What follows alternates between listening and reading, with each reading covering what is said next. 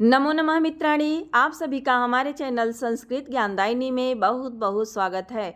मित्रों, आज हम लोग उत्तर मेघ के तीसरे श्लोक का अध्ययन करेंगे और श्लोक का शुरुआत हम वाचन से करते हैं। तो चलिए देखा जाए। यत्रोन्मत्त भ्रमर मुखरा पादपानित्य पुष्पाः हंस श्रेणी रचित रसना नित्य पद्मानलिन्यः केकोत्कण्ठा भवन शिखिनो नित्य भास्वत्कलापा नित्य ज्योत्स्नाः प्रतिहत तमो वृत्तिरम्याः प्रदोषाः। इस श्लोक में यक्ष मेघ से अलकापुरी के वैभव का वर्णन करते हुए कहता है कि हे मेघ, यत्र यानी कि जिस अलकापुरी में पादपाह के दो विशेषण हैं। नित्य पुष्पाः पादपाः उन्मत्त भ्रमर मुखराः पादपाः, यानी जो वृक्ष है अलकापुरी में वह नित्य पुष्पाः हमेशा पुष्पों से युक्त रहते हैं और इसलिए उन्मत्त भ्रमर मुखराः पादपाः माने उस पर मतवाले, उन्मत्त माने मतवाले, भ्रमराः माने भौरे, मुखराः माने गुंजायमान रहते हैं। और स्वाभाविक बात है, जहाँ पुष्प रहते हैं वहाँ भौरे मंडराते हैं, गुंजन करते हैं। तो इसीलिए जो वृक्ष हैं वह सदैव पुष्पों से युक्त रहते हैं और उस पर हमेशा मतवाले भौरे गुंजार करते हैं। नलिन्यः यानी जो कमलिनियाँ होती हैं वह नित्य पद्माः हमेशा कमलों से युक्त रहती हैं तथा हंस श्रेणी रचित रसनाः हंस के समूह रूपी करधनी से युक्त रहती हैं।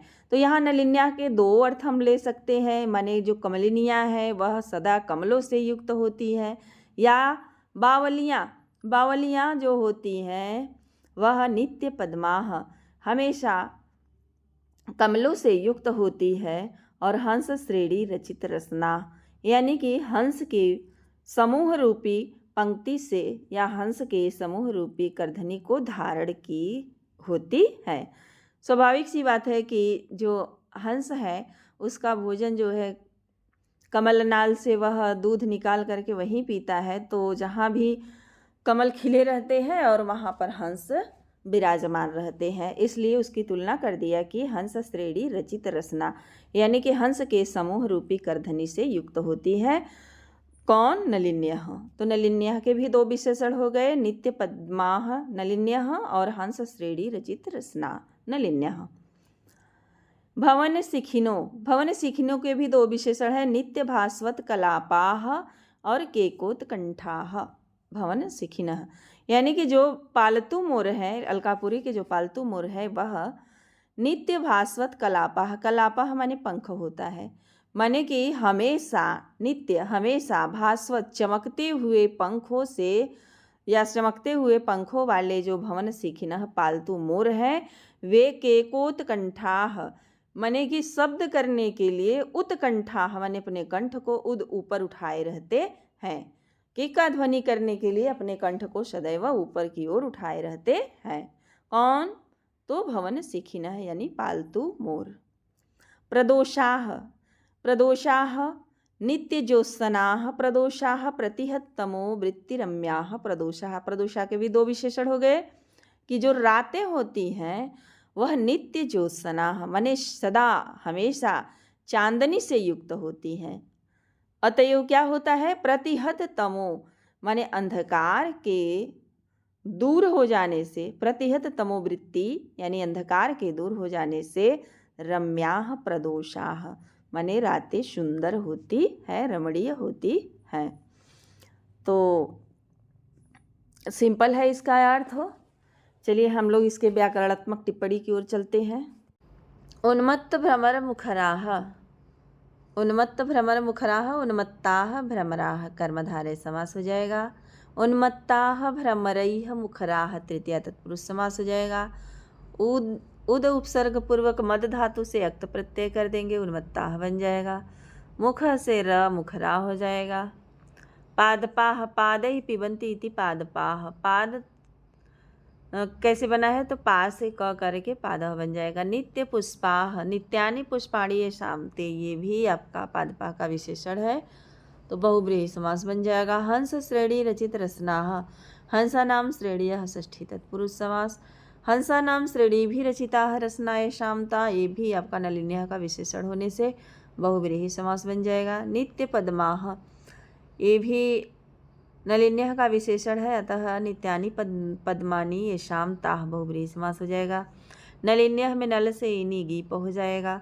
केकोत्कंठाः, उद्गताः कंठा येषां ते उत्कंठाः, उद्गताः कंठा येषां ते उत्कंठा बहुव्रीहि समास हो जाएगा। भवन सिखिना का विशेषण है। के का भी उत्कंठाः, मोरो द्वारा जो है उत्कंठा तो हो जाएगा तृतीया तत्पुरुष समास।